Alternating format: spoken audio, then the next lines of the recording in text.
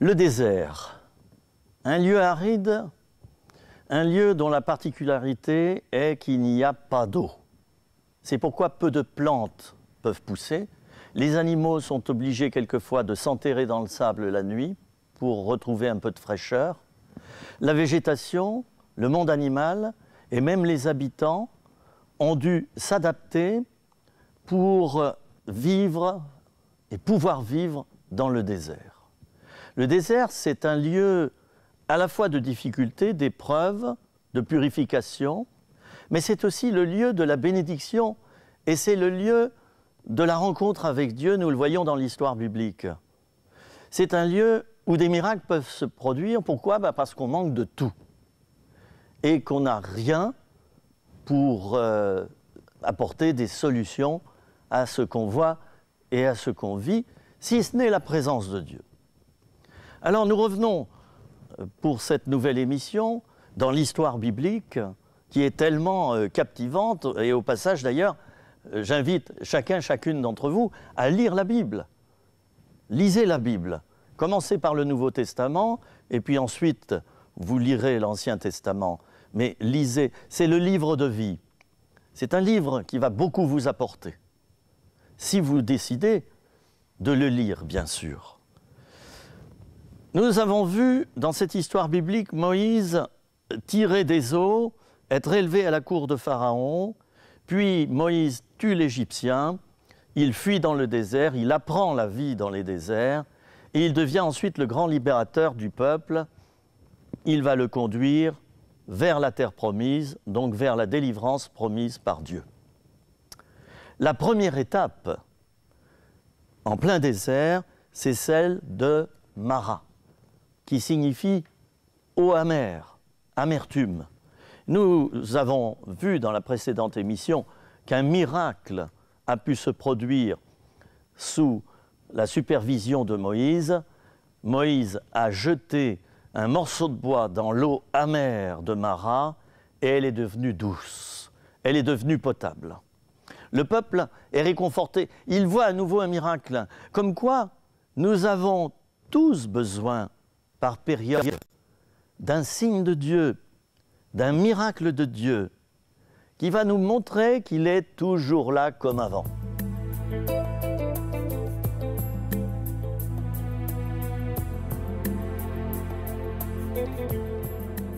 Le peuple a donc vu un grand miracle à Mara, et l'eau qui était infecte et saumâtre est devenue potable. Le peuple s'est rafraîchi, il a pu boire. Et il a pu parcourir le lendemain, après un campement improvisé la nuit, il a parcouru le lendemain les 15 kilomètres qui le séparaient d'Élim. Et la stupeur, c'est magnifique. Les palmiers, les 70 palmiers, c'est une véritable forêt, et les 12 sources d'eau sont là.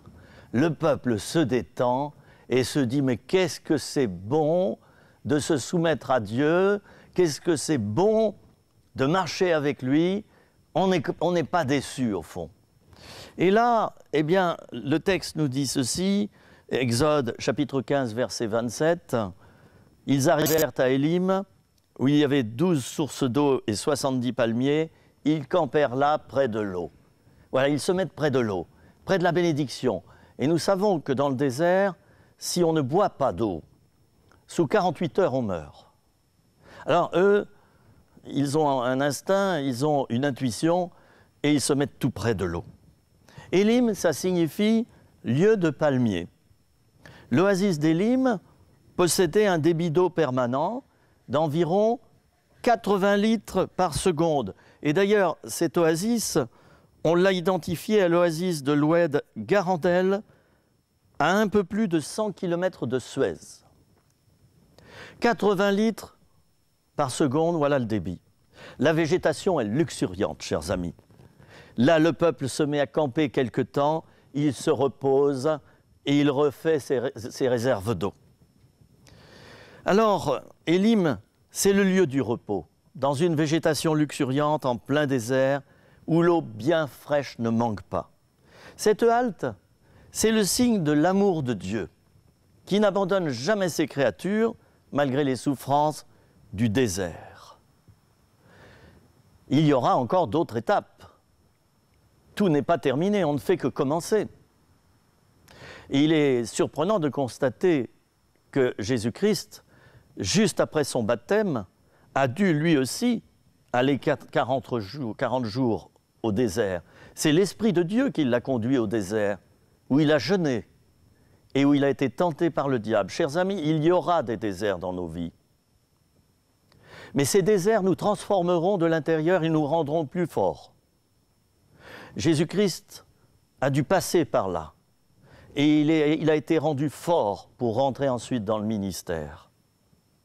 Il y a un parallèle entre cette traversée du désert et ce séjour de Jésus dans le désert, dans le Nouveau Testament.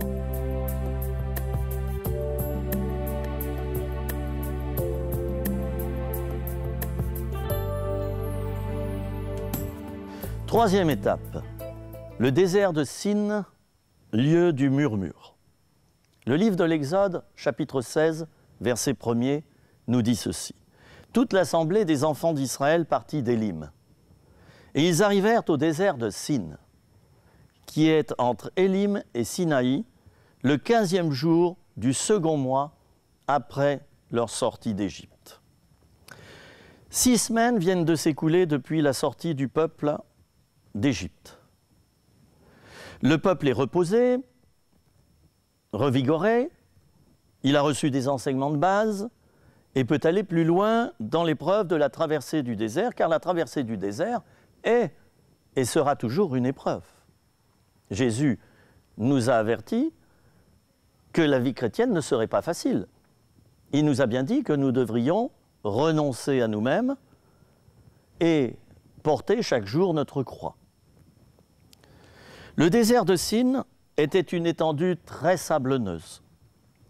La signification du mot Sin en hébreu, c'est argile. Et ce mot d'argile, ce terme, nous rappelle que Dieu veut nous façonner à son image, à lui, comme le petit avec l'argile.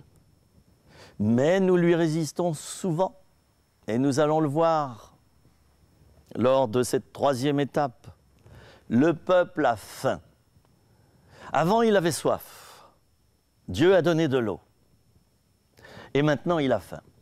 On va passer d'un problème à un autre. Et le but du désert, c'est en quelque sorte de révéler à l'intérieur de notre cœur les véritables problèmes qui sont là. En l'occurrence, là, c'était des problèmes d'intendance, dirons-nous. Mais les autres étapes, traversées par le peuple dans le désert, vont dévoiler d'autres problèmes à l'intérieur de la révolte, de l'insoumission. Enfin, on va l'étudier dans les différentes émissions qui vont se succéder sur le désert.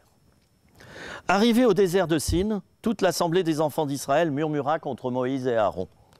Les enfants d'Israël leur dirent « Mais ne sommes-nous pas morts par la main de l'Éternel dans le pays d'Égypte, quand nous étions assis près des pots de viande et quand nous mangions du pain à satiété ? Car vous nous avez menés dans ce désert pour faire mourir de faim toute cette multitude. » Mon Dieu, mais quel propos odieux! Nous retrouvons ces quelques lignes dans le livre de l'Exode, chapitre 16, versets 2 et 3. C'est le comble.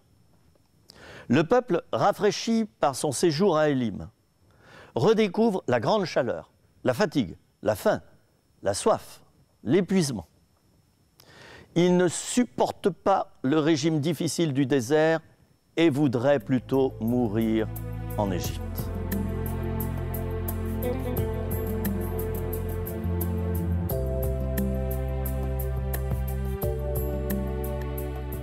Le peuple aurait voulu, à ce stade-là, faire marche arrière et retourner à sa captivité d'avant. Ainsi, malheureusement, faisons-nous, nous, chrétiens, lorsque nous retournons en arrière vers notre passé et que nous nous mettons à rentrer à nouveau dans la convoitise de nos anciens péchés. Alors le peuple, là, n'a pas intégré profondément les dernières leçons et les enseignements que Dieu lui avait donnés à Mara et à Élim, car il y avait des enseignements. Il va murmurer gravement, s'exposer au péché et à ses conséquences. Mais Dieu qui est bon, qui est fidèle, va répondre tout de même à leurs demandes, malgré les murmures. L'Éternel dit à Moïse, « Voici, je ferai pleuvoir pour vous du pain du haut des cieux. Le peuple sortira et en ramassera jour par jour la quantité nécessaire afin que je le mette à l'épreuve et que je vois s'il marchera ou non selon ma loi. » Exode 16, verset 4. Moïse dit au peuple, « L'Éternel vous donnera ce soir de la viande à manger et au matin du pain à satiété, parce que l'Éternel a entendu les murmures que vous avez proférés contre lui, car que sommes-nous? Ce n'est pas contre nous que sont vos murmures, c'est contre l'Éternel. » Exode 16, verset 8. C'est magnifique. Dieu décide d'oublier les murmures. Il fait la sourde oreille comme un bon père qui écoute ses enfants râler. Et il va donc donner du pain quotidiennement. Car chaque jour suffit sa peine, souvenons-nous. Et dans le désert se pose le problème de la conservation difficile des aliments. Dieu le savait, et il ne donnera la nourriture que jour par jour. C'est une épreuve. Dieu donnera la nourriture, ce n'est pas la logistique des hommes. Il désire montrer que c'est lui qui pourvoit en personne et habituer le peuple à ce fait. Quelle belle leçon! Le but de cette opération est de mettre le peuple à l'épreuve et de voir s'il restera fidèle aux lois de l'Éternel dans ce climat quotidien de dépendance de lui. La maison d'Israël donna à cette nourriture le nom de manne. Elle ressemblait à de la graine de coriandre, elle était blanche et avait un goût de gâteau de miel. Exode 16, verset 31. Chers amis, quel grand miracle! De la viande et du pain à manger en plein désert.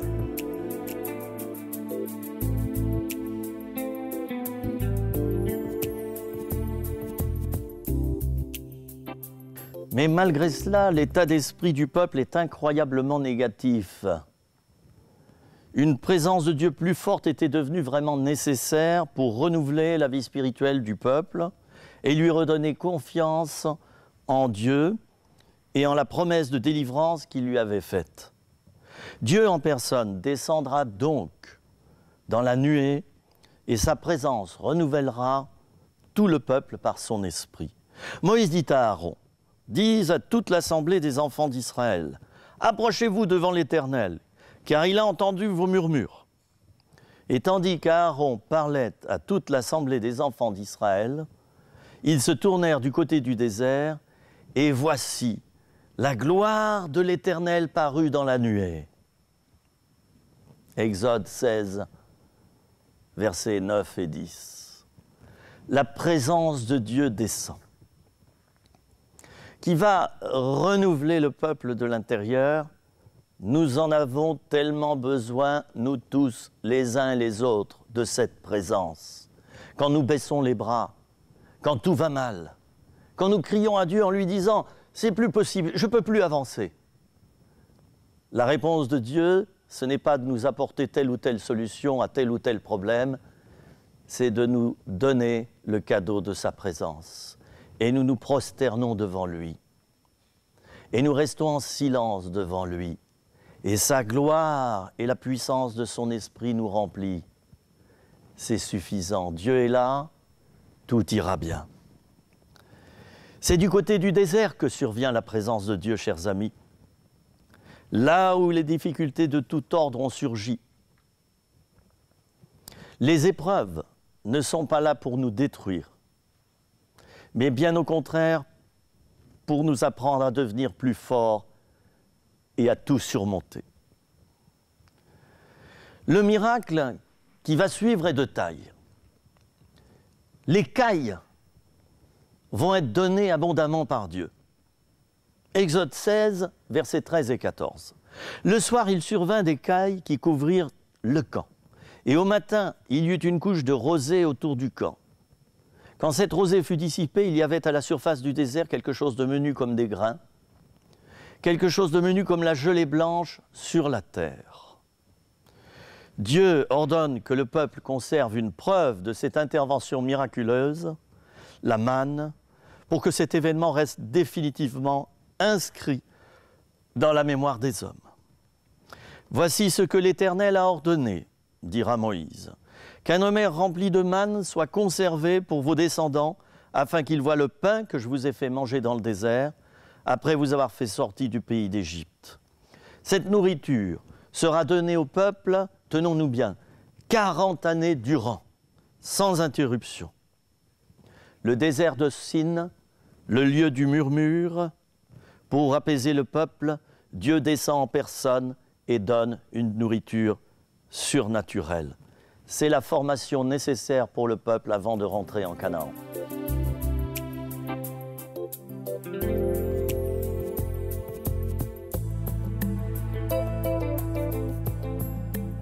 Quatrième étape, Réphidim, le lieu de l'espace. Après la traversée du désert de Sin, le peuple campe à Réphidim. Réphidim signifie grands espaces. Dieu veut mettre le peuple au large, lui faire goûter aux joies de la liberté et lui rappeler qu'il n'est plus en captivité. Nous avons souvent besoin, nous tous, de goûter à la liberté des enfants de Dieu, après être passés par des moments difficiles où nous avons été éprouvés par des jougs successifs. Rappelons ce verset de la deuxième épître aux Corinthiens, c'est Paul qui l'écrit, chapitre 3, verset 17. « Or, le Seigneur, c'est l'Esprit. Et là où est l'Esprit du Seigneur, là est la liberté. » Toute l'assemblée des enfants d'Israël partit du désert de Sin, selon les marches que l'Éternel avait ordonnées, et ils campèrent à Réphidim, où le peuple ne trouva pas d'eau à boire. Exode 17, verset 1er. Alors là, ça recommence. Il va y avoir récidive. Et voyez-vous, nous sommes tous des récidivistes en herbe. Nous sommes tous capables de recommencer. Souvent, nous disons à Dieu, « J'ai compris, c'en est fini, je ne recommencerai plus. » Et 15 jours plus tard ou 3 jours plus tard, patatrac, nous recommençons. C'est bien là notre nature pécheresse, notre pauvreté, et Dieu sait que nous sommes comme cela. Alors il va y avoir des murmures et des querelles à cause de la soif. Le peuple ne perçoit pas la bénédiction que Dieu lui envoie au travers de ce lieu béni. Il ne perçoit pas la liberté et l'espace. Et il en revient à ses premiers murmures à cause de la soif. Comme je le disais à l'instant, il y a récidive. Alors le peuple chercha querelle à Moïse. Ils dirent « Donnez-nous de l'eau à boire !» Moïse leur répondit « Mais pourquoi me cherchez-vous querelle? Pourquoi tentez-vous l'Éternel ?» Le peuple était là, pressé par la soif, et il murmurait contre Moïse. Et il disait « Pourquoi nous as-tu fait monter hors d'Égypte pour me faire mourir de soif avec mes enfants et mes troupeaux ?» Moïse ne sait plus comment faire pour calmer le peuple. Il a peur que ce dernier le lapide. Alors il crie à Dieu pour recevoir une direction. Moïse cria à l'Éternel en disant « Mais que ferai-je à ce peuple? Encore un peu et ils me lapideront. » L'Éternel dit à Moïse « Passe devant le peuple et prends avec toi les anciens d'Israël. Prends aussi dans ta main ta verge avec laquelle tu as frappé le fleuve et marche. Voici, je me tiendrai devant toi sur le rocher d'Horeb. Tu frapperas le rocher et il en sortira de l'eau. Et le peuple boira. » Moïse fit ainsi aux yeux des anciens d'Israël. Il donna à ce lieu le nom de Massa et Mériba, parce que les enfants d'Israël avaient contesté et parce qu'ils avaient tenté l'Éternel en disant « L'Éternel est-il au milieu de nous ou n'y est-il pas ?» Exode, chapitre 17, versets 4 à 7. Horeb c'est la montagne de Dieu. Elle est située dans la péninsule du Sinaï, où la loi fut donnée plus tard à Israël. Les noms d'Horeb et de Sinaï se rapportent à la même montagne. Horeb signifie sécheresse, désert aride. Massa signifie fardeau, épreuve, tentation. Mériba signifie contestation, querelle. Le peuple est presque arrivé au but, c'est-à-dire le Sinaï. Il est très proche de ce but. Et voilà qu'il se décourage à nouveau et tombe non seulement dans le murmure, mais encore dans la contestation et le rejet de son conducteur spirituel. Jamais content. La situation est grave, car Moïse est tenté très fortement de tout lâcher, lui aussi. Il passe encore par la tentation. Tout est devenu insupportable, les amis, même le fait de conduire le peuple. Seule une délivrance spectaculaire de Dieu pourra le sortir de là. Alors Moïse marche jusqu'à Horeb avec les anciens, puis frappe le rocher. L'eau jaillit immédiatement, coule dans l'oued, atteint le campement et désaltère les Israélites pendant leur séjour dans la région du Sinaï.